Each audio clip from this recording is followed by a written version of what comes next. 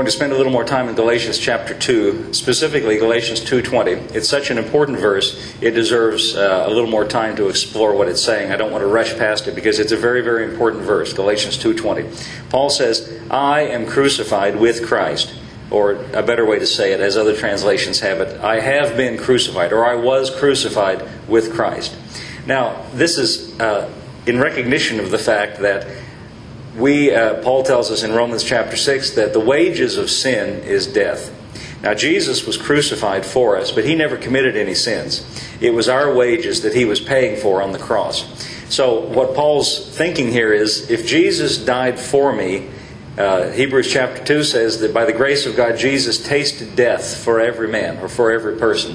So Paul's thinking here is, if Jesus on the cross carried my sins in His body on the tree, then in effect He carried me, or I was crucified with Christ. And Paul is recommending that we look at it that way. Paul has used this language before in the book of Romans in chapter 6. He said, knowing this, that our old man was crucified with Him. So Paul says here, I am, or I have been crucified with Christ. Now this is not something that, some people present this as though it's some high plateau of spirituality that only a few people by their lifetime of self-denial arrive at this high plateau of achievement, spiritual achievement. It's not true. Not that way at all. This is a common fact, true of every believer. If you're a Christian and you have received Jesus as your Lord and you're putting your faith in Jesus, this is true of you also. You were also crucified with Christ. That is, when He went to the cross, He carried your sins. Not just the little ones, not just the big ones, but all of them. Past, present, and future. Jesus carried all of your sins in His body on the cross. So in that sense, you were crucified with Christ. I was crucified with Christ. Paul says, I have been crucified with Christ. Nevertheless, I live. In other words, it's a recognition of the fact that I believe by faith I was crucified with Christ, but look, here I am. So who is this living if I was crucified with Christ? The answer is, yet not I, but Christ lives in me. Paul considered, or this is the way Paul looked at it, that the old Paul, the me that used to be before Christ, is crucified with Jesus by the grace of God.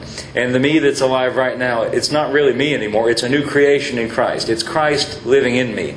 Christ has come to dwell on the inside of me. Christ in you, the hope of glory, Paul preached to the Colossians. So he says, I was crucified with Christ, nevertheless I live, yet not I. It's Christ that lives in me. That's a very important and a powerful thought and worth thinking about. You're not who you used to be. There's something changed. And what's changed on the inside of you is there's a new kind of life on the inside. And if you'll, what we're going to come to in Galatians chapter 5, when Paul says, walk in the Spirit, and you'll not fulfill the lust of the flesh. This is the answer to all kinds of addictions and all kinds of behavioral problems. To walk means to live by being motivated by the new nature or the Spirit, or it's Christ Himself that lives on the inside.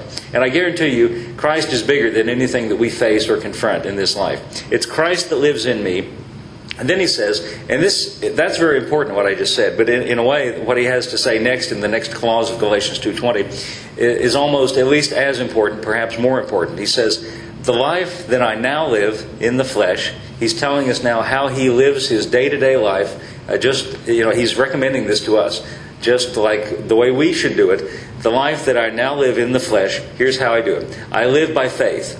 Now, Paul doesn't stop there and say, a lot of people talk about living by faith. He doesn't just say by faith. But I'm going to stop here and comment about it. Faith is not something that just is a free-floating force out here. Faith is not some abstract force that goes out and does things. Faith always has an object. And he says, I live by faith in the Son of God. He says, the way I live in my day-to-day life, the way I conduct myself, I live by faith in the Son of God. Faith in Jesus, in other words. But he doesn't even stop there. He tells us what it is about Jesus that he places his faith in. He says, I live by faith in the Son of God, who loved me and gave Himself for me.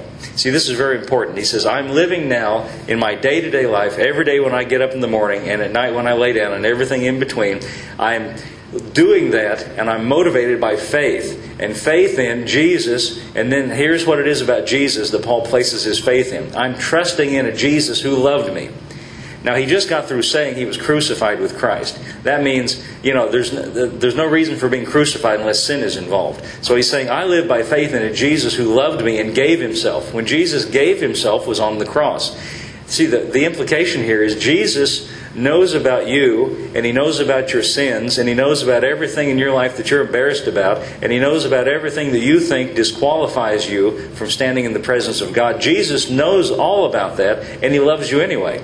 He loves you knowing about all the problems and all the bad things and all the spots and the wrinkles and the sins and the mistakes and the foibles and the predilections to do things wrong. He knows everything about you intimately from top to bottom, and He loves you knowing all of that. Paul said, I live by faith in Jesus who loves me and gave Himself for me. See, it's not just that Jesus sitting up in heaven had a warm thought, gee, I sure love them. It's not that His love for you motivated Him to get up from where He was in heaven and come down into earth and take on the human condition. Paul tells us in Romans chapter 8 that Jesus came in the likeness of sinful flesh. That means He took on a body and flesh just like yours.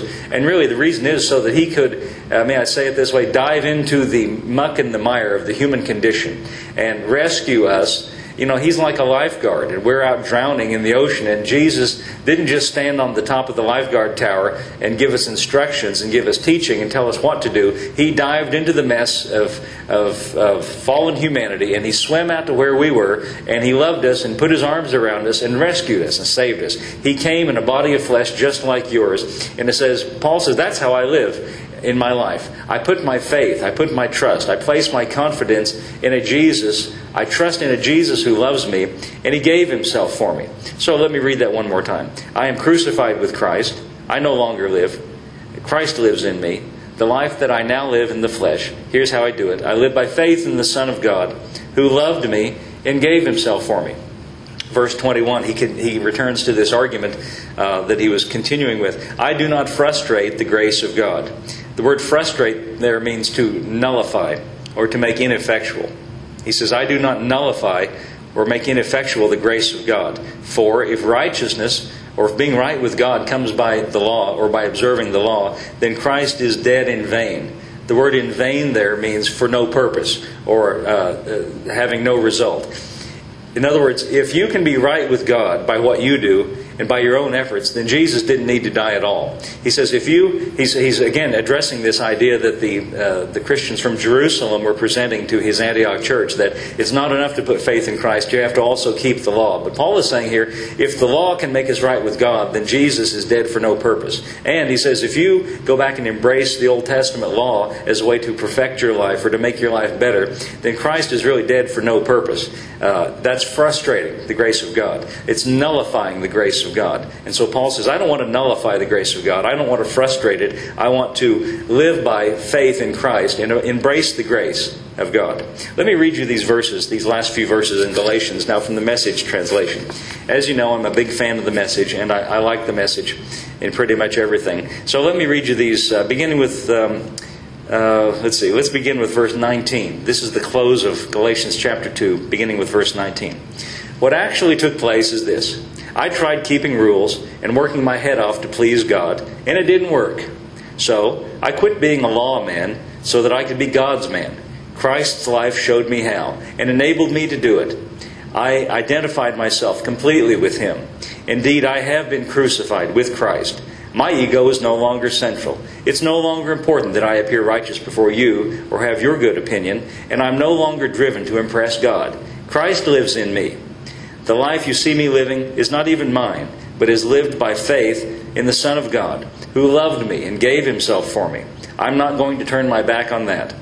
Is it not clear to you that to go back to the old rule-keeping, peer-pleasing religion would be an abandonment of everything personal and free in my relationship with God?